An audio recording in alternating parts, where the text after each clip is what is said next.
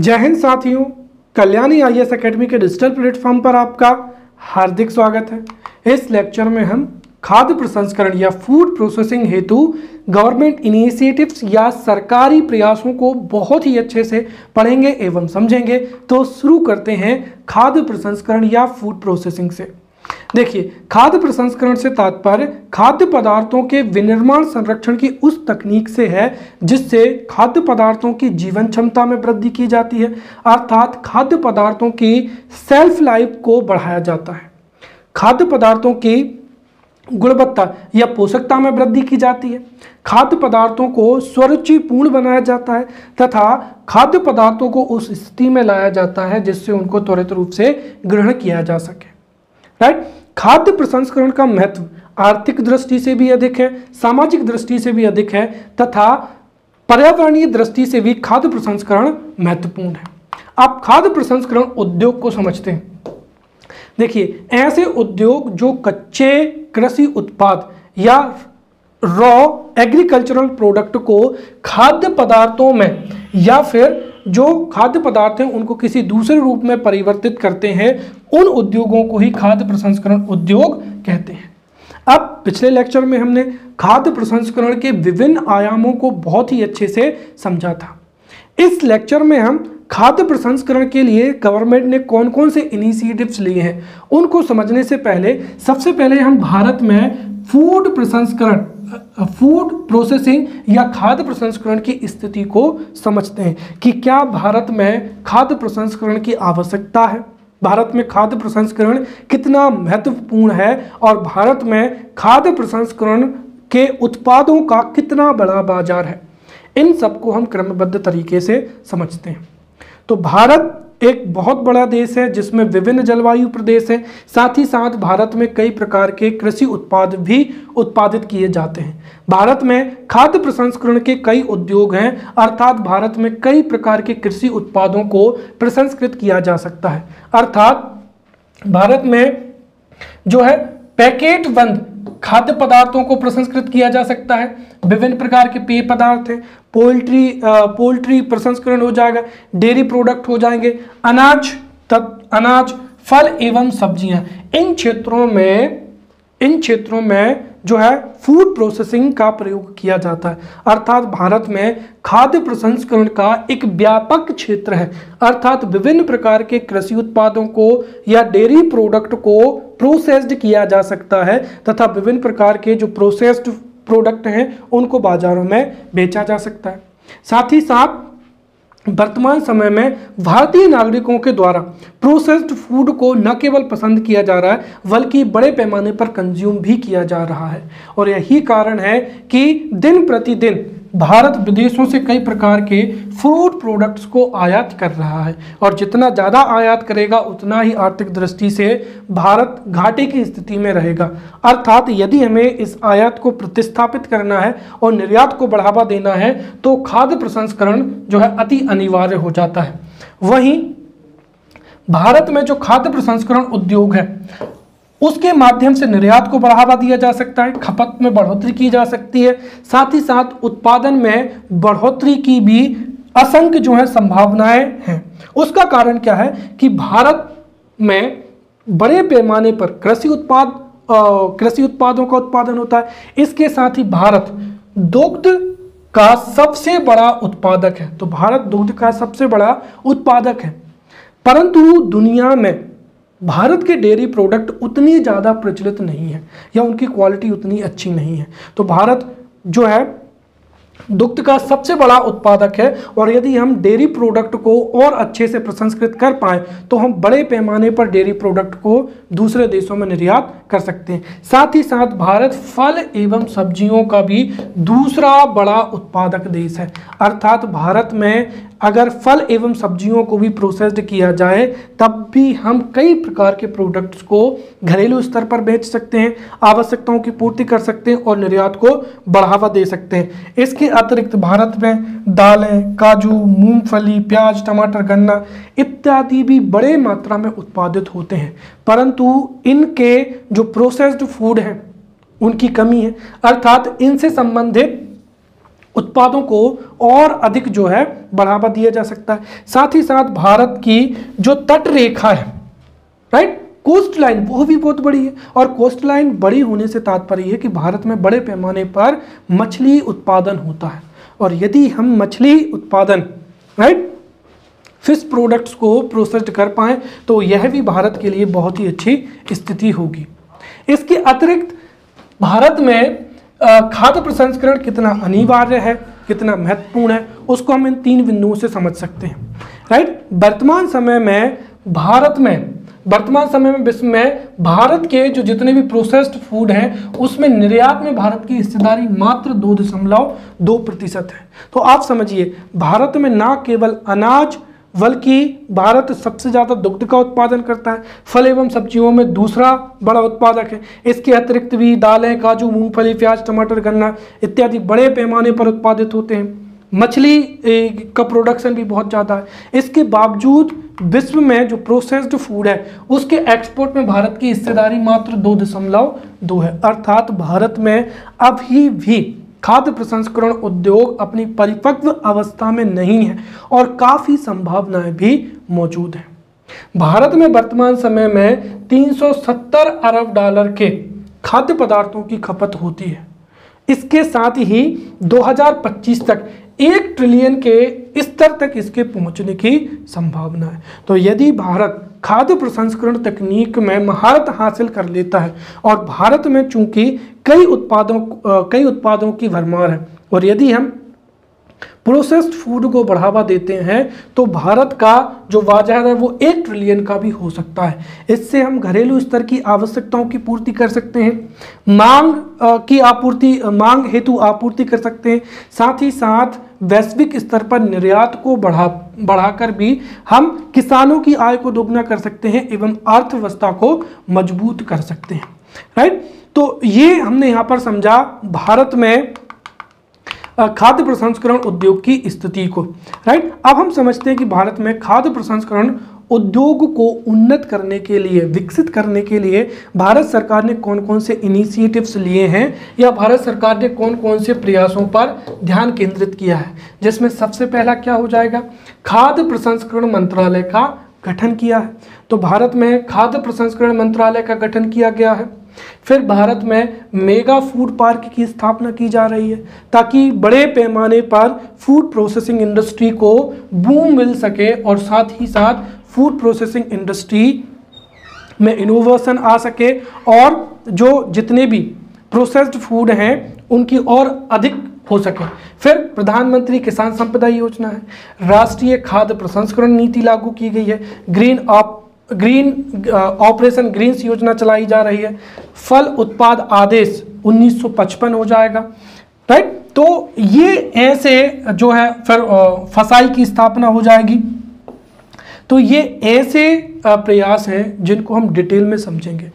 इसके अतिरिक्त भी भारत सरकार ने कृषि उत्पादों के निर्यात को बढ़ावा देने के लिए एग्री एक्सपोर्ट जोन की स्थापना की है, ताकि चूंकि भारत कृषि प्रधान देश है और भारत में कृषि उत्पादों को बड़े पैमाने पर उत्पादित किया जाता है, और यदि हम विशेष रूप से दूसरे देशों में अगर हमारे एग्रीकल्चरल प्रोडक्ट को एक्सपोर्ट कर पाएँ तो इससे भारत की अर्थव्यवस्था मजबूत होगी, किसानों की आय में बढ़ोतरी होगी, रोजगार के अवसरों में भी बढ़ोतरी होगी। तो एग्री एक्सपोर्ट जोन की स्थापना की जा रही है।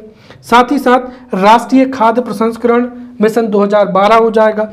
फिर फूड प्रोसेसिंग इंडस्ट्री में नए उद्योगों की स्थापना हो सके, इसके लिए भारत सरकार ने FDI 100% FDI की अनुमति दी है। अर्थात इससे निवेश आकर्षित होगा, निवेश आकर्षण होने से नए नए फूड प्रोसेसिंग इंडस्ट्रीज की स्थापना होगी, जिससे खाद्य प्रसंस्करण उद्योगों को बढ़ावा मिलेगा। साथ ही साथ जो नाबार्ड संस्था है वह हमारे देश में cold storage, right, cold storage इसके साथ ही जो फूड प्रोसेसिंग यूनिट है उसके लिए ऋण की भी व्यवस्था दे रहा है, ताकि भारत के किसान ही इस ऋण के माध्यम से कोल्ड स्टोरेज की स्थापना कर सकें, कोल्ड स्टोरेज चेन का विकास हो सके, साथ ही साथ जो फूड प्रोसेसिंग यूनिट है उनकी स्थापना हो सके। तो इसके लिए नाबार्ड जो है वो ऋण की व्यवस्था कर रही है। अब हम एक एक करके जितने भी महत्वपूर्ण बिंदु हैं उनको हम विस्तार से चर्चा करेंगे और यहीं से कई प्रकार के MCQs भी जो हैं बन सकते हैं। सबसे पहला क्या हो जाएगा, खाद्य प्रसंस्करण मंत्रालय का गठन। अब यदि हमारे देश में खाद्य प्रसंस्करण को बढ़ावा देना है तो जरूरी है कि इसके लिए एक डेडिकेटेड मंत्रालय हो जो कि न केवल नीतियों, विभिन्न प्रकार की अच्छी नीतियों का निर्माण करे, उनका प्रशासन भी अच्छे से करे और इस क्षेत्र में बढ़ावा देने के लिए हर संभव प्रयास करे। तो चूंकि भारत में खाद्य प्रसंस्करण उद्योग की असीम संभावनाएं हैं, इस तथ्य को ध्यान में रखते हुए ही 1988 में ही खाद्य प्रसंस्करण उद्योग मंत्रालय का गठन किया गया। तो यहाँ से सीधा MCQs पूछा जा सकता है कि भारत में खाद्य प्रसंस्करण मंत्रालय का गठन कब हुआ है, तो 1988 में। तो जुलाई 1988 में खाद्य प्रसंस्करण उद्योगों को बढ़ावा देने के लिए या फूड प्रोसेसिंग को बढ़ावा देने के लिए खाद्य प्रसंस्करण उद्योग मंत्रालय का गठन किया गया है। और यह मंत्रालय अपने उद्देश्यों की प्राप्ति के लिए भारत सरकार के विभिन्न मंत्रालय, जैसे भारत सरकार का कृषि मंत्रालय, उद्योग मंत्रालय, वाणिज्य मंत्रालय, राइट, साथ ही साथ स्वास्थ्य मंत्रालय, इसके अतिरिक्त इन मंत्रालयों के द्वारा नामित जो विभिन्न प्रकार की नोडल एजेंसियां हैं उनके माध्यम से राज्य सरकारों के साथ में समन्वय स्थापित करता है ताकि भारत में खाद्य प्रसंस्करण उद्योग को सकारात्मक माहौल मिल सके एवं खाद्य प्रसंस्करण को बढ़ावा मिल सके। जो खाद्य प्रसंस्करण मंत्रालय है उसके हम उद्देश्यों को समझते हैं, राइट। तो खाद्य प्रसंस्करण मंत्रालय के उद्देश्य क्या है? सबसे पहला हो जाएगा खाद्य प्रसंस्करण से संबंधित कानूनों का क्रियान्वयन करना या प्रशासन करना, ताकि भारत में खाद्य प्रसंस्करण के लिए एक बेहतर एटमॉस्फेयर मिल सके और नए उद्योगों की स्थापना है या उद्योगों के विकास को बढ़ावा मिल सके। इसके साथ ही मजबूत और जीवंत जो खाद्य प्रसंस्करण उद्योग है उसको विकास हो सके। साथ ही साथ ग्रामीण क्षेत्रों में रोजगार को भी बढ़ावा मिले। यदि खाद्य प्रसंस्करण उद्योगों की स्थापना ग्रामीण क्षेत्रों में होती है तो इससे ग्रामीण क्षेत्रों के जो जितने भी एग्रीकल्चरल प्रोडक्ट हैं वो उनके प्रसंस्करण से एक तो किसानों की आय बढ़ेगी, साथ ही साथ उद्योगों की स्थापना से ग्रामीण क्षेत्रों में रोजगार को भी बढ़ावा मिलेगा। साथ ही साथ किसानों को आधुनिक प्रौद्योगिकी के जो लाभ हैं वो किसानों तक पहुंचाना। और मैंने पहले भी बताया है कि यदि किसान जो भी उत्पाद को उत्पादित करते हैं यदि उसको उसी स्वरूप में बाजार में बेचेंगे तो उनको कम आय होगी। वहीं अगर किसान अपने एग्रीकल्चरल प्रोडक्ट को प्रोसेस करते हैं, राइट, तो वह अधिक दामों पर जो है उसका मूल्य वर्धन करके अधिक से अधिक लाभ कमा सकते हैं। फिर खाद्य प्रसंस्करण किन विषयों पर ध्यान केंद्रित करता है? तो फल एवं सब्जी प्रसंस्करण उद्योग हो जाएगा, दुग्ध उत्पाद हो जाएगा, मुर्गी एवं अंडे, मांस तथा मांस उत्पादों का प्रसंस्करण हो जाएगा, मछली प्रसंस्करण हो जाएगा, ब्रेड, तिलहन भोजन, फिर उच्च प्रोटीन युक्त भोजन हो जाएगा, राइट, गैर मादक बियर हो जाएगा, शीतल पेय एवं अन्य प्रसंस्करण जो खाद्य पदार्थ हैं इनसे संबंधित कई प्रकार के जो नियम हैं, नीतियां हैं या कानूनों का प्रशासन करता है, क्रियान्वयन करता है और खाद्य प्रसंस्करण उद्योग को बढ़ावा देने के लिए ये हमेशा तत्पर रहता है। क्लियर? अब दूसरा क्या हो जाएगा? मेगा फूड पार्क की स्थापना। मेगा फूड पार्क की स्थापना। अब हम समझते हैं कि मेगा फूड पार्क सबसे पहले होता क्या है।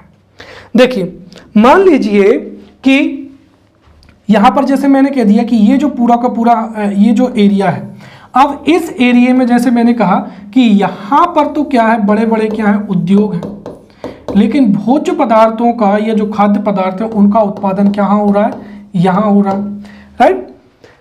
अब जो जितने भी एग्रीकल्चरल प्रोडक्ट होते हैं या जो एनिमल हस्बेंड्री प्रोडक्ट होते हैं, अगर उनका उत्पादन यहाँ पर होता और यहाँ पर उद्योगों की स्थापना नहीं है तो इससे भी इस उद्योग को ज़्यादा बढ़ावा नहीं मिलेगा। क्यों? क्योंकि एक ऐसा सिस्टम होना चाहिए कि किसान जहाँ पर भी फल, सब्जियाँ, अनाज, राइट, दुग्ध या दुग्ध उत्पादों का उत्पादन कर रहा है, यदि वहीं के यहीं, राइट, उसी क्षेत्र में यदि उनका कलेक्शन कर लिया जाए, यदि वहीं से किसान बेच दे तो ये किसान के लिए बेहतर होगा। साथ ही साथ वहीं पर अगर उद्योग धंधे स्थापित होंगे तो बड़े पैमाने पर फूड प्रोसेसिंग इंडस्ट्री को बढ़ावा मिलेगा। इसीलिए हमारे देश में मेगा फूड पार्क की स्थापना की जा रही है। तो मेगा फूड पार्क एक क्लस्टर आधारित दृष्टिकोण पर एक योजना है, राइट। तो मेगा फूड पार्क योजना के माध्यम से हमारे देश में क्लस्टर आधारित दृष्टिकोण से मेगा फूड पार्क की स्थापना की जा रही है। क्लस्टर से तात्पर्य क्या हुआ कि यहाँ पर कई प्रकार की जो विधियां होती हैं वो संपन्न की जाती हैं, जैसे भोज्य पदार्थों का कलेक्शन करना, राइट, उनका प्राइमरी प्रोसेसिंग करना एवं उनको केंद्रीय प्रसंस्करण जो केंद्र है वहां तक उनको पहुंचना। तो मेगा फूड पार्क का जो विकास है वो क्लस्टर आधारित दृष्टिकोण से किया जा रहा है। और एक मेगा फूड पार्क में कलेक्शन सेंटर होते हैं जहां से जितने भी रॉ मटेरियल होता है या कच्चे उत्पाद होते हैं उनको कलेक्ट किया जाता है। फिर प्राइमरी प्रोसेसिंग सेंटर होते हैं जहां पर शुरुआती दौर में उनकी छटनी हो जाएगी, सफाई हो जाएगी, सूक्ष्म जीवों का निष्कासन हो जाएगा, राइट, वो किया जाता है। फिर उसको केंद्रीय प्रसंस्करण केंद्र जहां पर किसी विशेष उत्पाद का प्रोसेस किया जाता है या प्रसंस्करण किया जाता है वहां पर उनको भेजा जाता है, राइट। और जो प्राइमरी प्रोसेसिंग सेंटर होते हैं ये उत्पादकों एवं प्रसंस्करणकर्ताओं के मध्य संपर्क स्थापित करते हैं, राइट। तो जो प्राइमरी प्रोसेसिंग सेंटर होते हैं वो उत्पादकों से उत्पादों को ग्रहण करते हैं, उनको शुरुआती तौर पर उनकी सफाई है, छटनी है, राइट, या उनको टुकड़ों में काटने जैसी कई विधियां होती हैं वो की जाती हैं। और फिर उनको जो जितने भी प्रसंस्करणकर्ता होते हैं उनको जो है स्थानांतरित किया जाता है ताकि जो केंद्रीय प्रसंस्करण केंद्र है उसको कच्चे माल की आपूर्ति सतत रूप से बनी रहे। अब जो एक मेगा फूड पार्क है उसकी स्थापना में सरकार बढ़ावा दे रही है और इसके लिए सरकार 50 करोड़ रुपए की जो है राशि अनुदान के रूप में उपलब्ध कराती है। तो ये फैक्चुअल इंफॉर्मेशन आप याद रखें कि मेगा फूड पार्क की स्थापना के लिए सरकार अधिकतम 50 करोड़ रुपए की जो अनुदान राशि है वो उपलब्ध कराई जाती है। साथ ही साथ मेगा फूड पार्क की स्थापना के लिए न्यूनतम 50 एकड़ भूमि की आवश्यकता होती है और इस भूमि को भी उपलब्ध कराने में सरकार जो है उद्योगों की सहायता करती है। भारत में फूड प्रोसेसिंग इंडस्ट्री को बढ़ावा देने के लिए 42 मेगा फूड पार्क स्थापित किए जा रहे हैं, राइट, ध्यान रखना। तो 42 मेगा फूड पार्क विकसित किए जा रहे हैं जिसमें से 22 मेगा फूड पार्क जो है स्थापित हो चुके हैं। तो 22 मेगा फूड पार्क विकसित किए जा रहे हैं जिसमें से 42 विकसित किए जा रहे हैं जिसमें से 22 जो मेगा फूड पार्क हैं वो प्रारंभ हो चुके हैं। तो यहाँ से जो जितने भी मेगा फूड पार्क हैं उनके नाम और वो कहाँ पर स्थित हैं ये आपको हर स्थिति में याद होना चाहिए। यहाँ से MCQs पूछा जाएगा। तो 42 विकसित किए जा रहे हैं जिसमें से 22 प्रारंभ हो चुके हैं। देखते हैं, सबसे पहला हो जाएगा श्रीनी मेगा फूड पार्क। ये कहाँ पर है? चित्तूर में है, आंध्र प्रदेश में। तो Srini mega food park Chittoor Andhra Pradesh में है और यह भारत का प्रथम मेगा फूड पार्क है। तो भारत का प्रथम mega food park Srini mega food park है जो कि आंध्र प्रदेश में है। फिर गोदावरी मेगा एक्वा पार्क, ये पश्चिमी गोदावरी, यह भी आंध्र प्रदेश में ही है। फिर north east mega food park, ये नलवाड़ी कहाँ पर है? असम में है। फिर Indus based mega food park, ये कहाँ पर है? रायपुर छत्तीसगढ़ में है। Gujarat agro mega food park, ये कहाँ पर है? सूरत गुजरात में। फिर Cremica mega, right, Cremica mega food park, ये ऊना हिमाचल प्रदेश में है। फिर इंटीग्रेटेड मेगा फूड पार्क, ये तुमकुर कर्नाटक में है। फिर केरल औद्योगिक अवसंरचना विकास निगम मेगा फूड पार्क, ये पलक्कड़ केरल में है। फिर सिंधु मेगा पार्क, राइट, ध्यान रखें, सिंधु मेगा फूड पार्क ये मध्य प्रदेश के खरगोन में है। और अवंती मेगा फूड पार्क, ये दो आप बहुत अच्छे से याद रखेंगे। तो अवंती मेगा फूड पार्क ये देवास मध्य प्रदेश में है और जो Avanti mega park Avanti mega food park जो कि देवास में है, यह मध्य प्रदेश का प्रथम मेगा फूड पार्क है। फिर सिंधु मेगा जो फूड पार्क है वो खरगोन में है। फिर पैठान मेगा फूड पार्क ये औरंगाबाद महाराष्ट्र में है। Satara mega food park Satara Maharashtra में है। Zoram mega food park Kolasib Mizoram में है। फिर MITS मेगा फूड पार्क ये रायगढ़ ओडिशा में है। फिर इंटरनेशनल मेगा फूड पार्क ये फजलिका पंजाब में है। फिर Sukhjeet mega food park Kapurthala Punjab में है। Green tech mega food park Ajmer Rajasthan में है। Smart agri mega food park Nizamabad Telangana में है। त्रिपुरा मेगा फूड पार्क पश्चिमी त्रिपुरा में है। Patanjali food and herbal park ये हरिद्वार उत्तराखंड में है। फिर हिमालयन मेगा फूड पार्क ये ऊधम सिंह नगर उत्तराखंड में है। और Jangipur Bengal mega food park ये कहाँ पर है? मुर्शिदाबाद पश्चिम बंगाल में है। तो Jangipur Bengal mega food park Murshidabad Paschim Bengal में है। तो ये भारत के क्या हो जाएंगे? मेगा फूड पार्क हो जाएंगे। फिर तीसरी जो इनिशिएटिव हो जाएगा वो है एक बहुत ही चर्चित योजना जिसका नाम है प्रधानमंत्री किसान संपदा योजना। राइट, तो प्रधानमंत्री किसान संपदा योजना फूड प्रसंस्करण के लिए एक बहुत ही अच्छी योजना है और इस योजना की शुरुआत अगस्त 2017 में की गई है।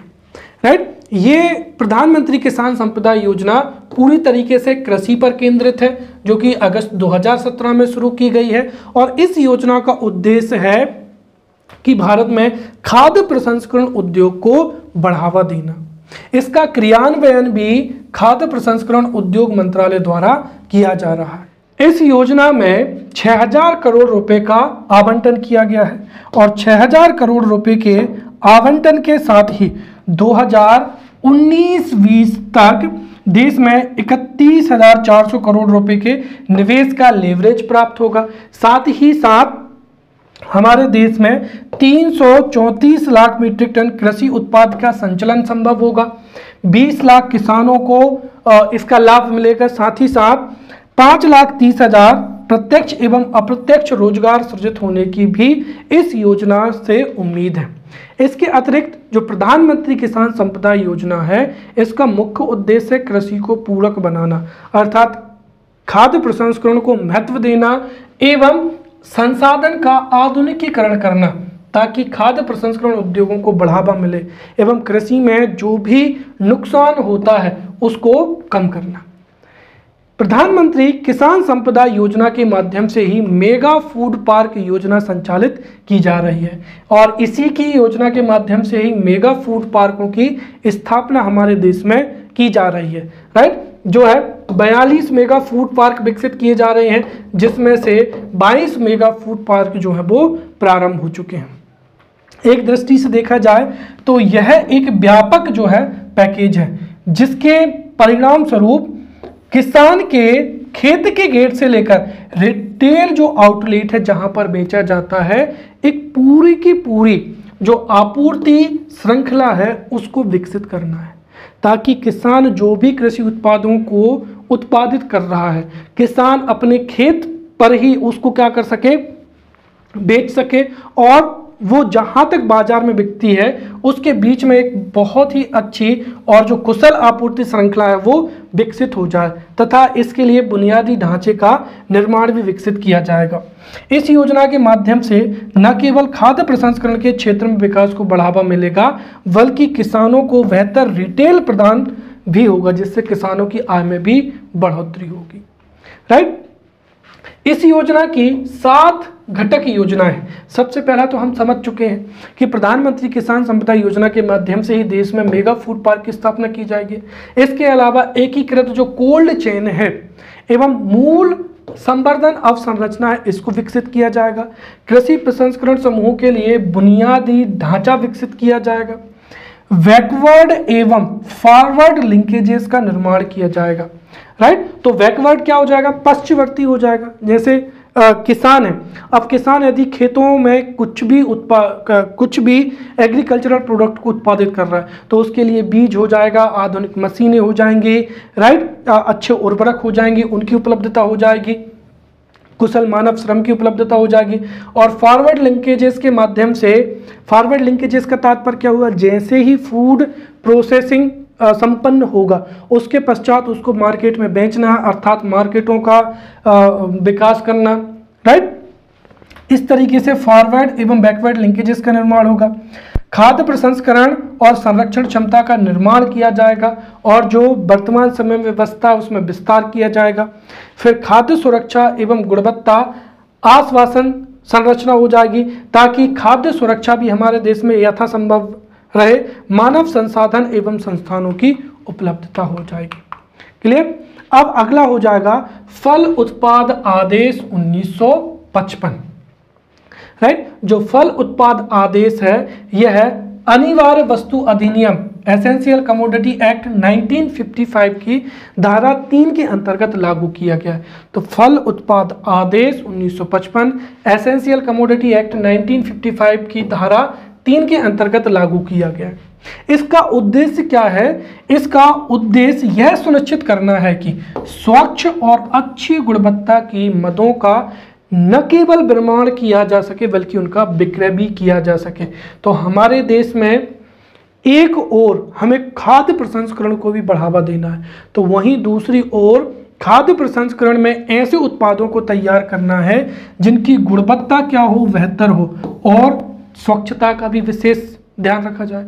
अदरवाइज अगर ऐसे फूड प्रोडक्ट अगर मार्केट में लॉन्च हुए जिनमें स्वच्छता नहीं है, अच्छी गुणवत्ता नहीं है, तो वो लोगों को बीमार भी कर सकते हैं। तो इसका लक्ष्य यही है कि स्वच्छ एवं अच्छी गुणवत्ता की मदों का विनिर्माण और विक्रय किया जाए। साथ ही साथ फल एवं सब्जी उत्पादों के विनिर्माण में साफ सफाई एवं स्वच्छता का विशेष रूप से ध्यान रखा जाए। इसका कार्यान्वयन फल और सब्जी संरक्षण निदेशालय के माध्यम से किया जा रहा है। और सबसे महत्वपूर्ण इसके कार्यालय कहाँ कहाँ है जहाँ से MCQs बन सकते हैं। तो फल और सब्जी संरक्षण निदेशालय के दिल्ली, मुंबई, कोलकाता, चेन्नई 4 बड़े शहर हो जाएंगे तथा गुवाहाटी में 5 तो क्या है क्षेत्रीय कार्यालय हैं। इसके अतिरिक्त लखनऊ में इसका एक उप कार्यालय भी है। अगला हो जाएगा मांस खाद्य उत्पाद आदेश 1973, राइट। तो जो मांस खाद्य उत्पाद आदेश है इसे भी एसेंशियल कमोडिटी एक्ट 1955 की धारा 3 के अंतर्गत लागू किया गया है। और इसका उद्देश्य भी यही है कि हमारे देश में उपभोक्ताओं को पूर्ण रूप से मांस खाद्य उत्पादों की आपूर्ति सुनिश्चित हो तथा उसमें स्वच्छता का भी विशेष रूप से ध्यान रखा जाए, राइट। तो इसका उद्देश्य है उपभोक्ताओं को पूर्ण रूप से मांस खाद्य उत्पादों की आपूर्ति सुनिश्चित हो सके। साथ ही साथ इसका मुख्य उद्देश्य क्या है कि देखिए मांस की गुणवत्ता इस पर निर्भर करती है कि जिस पशु से मांस प्राप्त किया जा रहा है उसको मारने से पहले और मारने के पश्चात कौन कौन सी विधियों पर ध्यान केंद्रित किया जाता है, राइट। तो पशु को मारने से पहले और मारने के पश्चात निरीक्षण करके जो मांस खाद्य है उसकी गुणवत्ता नियंत्रण पर ध्यान देना है ताकि मांस उत्पादों के प्रसंस्करण बेहतर हो सके और स्वच्छता की स्थिति को भी सुनिश्चित किया जा सके। फिर अगला हो जाएगा खाद्य सुरक्षा और मानक अधिनियम 2006, राइट। तो खाद्य सुरक्षा, अब इसका जैसा कि नाम है ये क्या है, फूड सेफ्टी। तो जितने भी खाद्य पदार्थ हैं वो सुरक्षित हों, स्वास्थ्य के लिए बेहतर हों और उनमें जितने भी इंग्रेडिएंट्स का इस्तेमाल किया जाता है उनका मानक भी निर्धारण करना, राइट। तो खाद्य सुरक्षा और मानक अधिनियम 2006। तो खाद्य सुरक्षा और मानक अधिनियम 2006 के अंतर्गत निम्नलिखित प्रावधान किए गए। सबसे पहला तो क्या हो जाएगा, खाद्य संबंधी जितने भी प्रकार के कानून हैं उन कानूनों को समेकित करना ताकि विभिन्न प्रकार के खाद्य उत्पादों में सुरक्षा की दृष्टि से जो है विशेष मानक निर्धारित किए जा सके। साथ ही साथ खाद्य सामग्री के लिए विज्ञान आधारित मानक तय करना और इसके लिए भारतीय खाद्य सुरक्षा और मानक प्राधिकरण का स्थापन करना है। फिर मानव उपभोग के लिए जो विभिन्न प्रकार की मदें हैं उनके सुरक्षित और पूर्ण रूप से खाद्य को उपलब्धता सुनिश्चित करने के लिए विनिर्माण, भंडारण, वितरण, बिक्री और आयात को विनियमित करना। तो खाद्य सुरक्षा में विनिर्माण है, भंडारण है, वितरण है, बिक्री है, इसके लिए विनियमन करना और सबसे महत्वपूर्ण बेहतर मानक निर्धारण सुनिश्चित करना, ताकि खाद्य सुरक्षा बरकरार रहे, देश में स्वास्थ्यवर्धक एवं पौष्टिक भोज्य पदार्थों की उपलब्धता सुनिश्चित हो और वहीं पर खाद्य पदार्थों में ऐसे इंग्रेडिएंट्स ना हो जो कि स्वास्थ्य की दृष्टि से कुप्रभाव रखते हों। राइट। फिर इसी एक्ट के माध्यम से जो खाद्य सुरक्षा और मानक अधिनियम 2006 है, इसके माध्यम से ही खाद्य सुरक्षा, भारतीय खाद्य सुरक्षा एवं मानक प्राधिकरण स्थापित किया गया है, जिसको फसाई के नाम से जाना जाता है। तो food safety and standard authority of India, FSSAI। तो FSSAI की स्थापना भारतीय खाद्य सुरक्षा एवं मानक अधिनियम 2006 के अंतर्गत की गई है और इस एक्ट को 5 अगस्त 2011 से अमल में लाया गया। इसलिए यहाँ पर FSSAI की जो स्थापना दिवस है वो आप ये याद रखना। राइट। तो भारतीय खाद्य सुरक्षा एवं मानक जो अधिनियम है 2006, इसको 5 अगस्त 2011 से प्रभाव में लाया गया है और 5 अगस्त 2011 को ही FSSAI की स्थापना की गई है। यह किस मंत्रालय के अधीन कार्य करता है? मोस्ट इंपॉर्टेंट, तो यह स्वास्थ्य एवं परिवार कल्याण मंत्रालय के अंतर्गत कार्य करता है। इसके दो सबसे महत्वपूर्ण उद्देश्य हैं। FSSAI का सबसे पहला उद्देश्य यह है कि विज्ञान आधारित मानकों का निर्धारण करना तथा खाद्य पदार्थों के विनिर्माण, भंडारण, वितरण, बिक्री एवं आयात आदि को नियंत्रित करना है। राइट। तो एक तो क्या हो जाएगा, विभिन्न मानकों का निर्धारण करना है तथा फूड प्रोसेसिंग इंडस्ट्री को बढ़ावा देने के लिए खाद्य पदार्थों का विनिर्माण, उनका भंडारण, वितरण, बिक्री एवं आयात आदि को नियंत्रित करना है, ताकि मानव उपयोग के लिए सुरक्षित, स्वास्थ्यवर्धक एवं क्वालिटी वाले भोज्य पदार्थ जो है मार्केट में उपलब्ध हो सकें। जो FSSAI की अध्यक्षता है वो कौन है? रीता तेओटिया है। साथ ही साथ इसके मुख्य कार्यकारी अधिकारी पवन कुमार अग्रवाल है। क्लियर। अब हम मध्य प्रदेश के संदर्भ में सरकारी प्रयासों को या गवर्नमेंट इनिशिएटिव को समझते हैं और मध्य प्रदेश में फूड प्रोसेसिंग इंडस्ट्रीज को बढ़ावा देने के लिए मध्य प्रदेश उद्यानिकी एवं खाद्य प्रसंस्करण विभाग की स्थापना की गई है। इसका विकास कैसे हुआ है उसको समझते हैं। तो मध्य प्रदेश में उद्यानिकी फसलों, राइट, मध्य प्रदेश में उद्यानिकी फसलों के क्षेत्र एवं उत्पादन में वृद्धि करने के लिए तथा संतुलित आहार उपलब्ध कराने की दृष्टि से 12 फरवरी 1982 को कृषि विभाग के अधीन ही उद्यानिकी एवं फार्म फॉरेस्ट्री संचालनालय की स्थापना की गई थी। तो पहले तो आप ये याद रखेंगे, तो मध्य प्रदेश में फसलों में वृद्धि हो सके, उत्पादन में वृद्धि हो तथा संतुलित आहार उपलब्धि में वृद्धि हो, इसके लिए 12 फरवरी 1982 को उद्यानिकी एवं फार्म फॉरेस्ट्री संचालनालय की स्थापना की गई थी। फिर कुछ दिनों पश्चात मध्य प्रदेश शासन द्वारा उद्यानिकी के क्षेत्र में प्रदेश को और आगे बढ़ाने के लिए एवं कृषि आधारित उद्योगों को बढ़ावा देने के लिए उद्यानिकी एवं क्षेत्र वानिकी तथा मध्य प्रदेश कृषि उद्योग विकास निगम को मिलाकर कृषि विभाग से पृथक करके उद्यानिकी एवं खाद्य प्रसंस्करण विभाग का गठन किया गया है। तो उद्यानिकी एवं खाद्य प्रसंस्करण का जो गठन है वो उद्यानिकी एवं क्षेत्र वानिकी तथा मध्य प्रदेश उद्योग विकास निगम को मिलाकर किया गया है और इसकी अधिसूचना 22 दिसंबर 2005 को जारी की गई थी, जो कि मध्य प्रदेश में खाद्य प्रसंस्करण को बढ़ावा देने के लिए कार्यशील है। राइट। तो इसके साथ ही हमारा फूड प्रोसेसिंग का टॉपिक भी समाप्त होता है। अगले लेक्चर में मिलते हैं, तब तक के लिए धन्यवाद।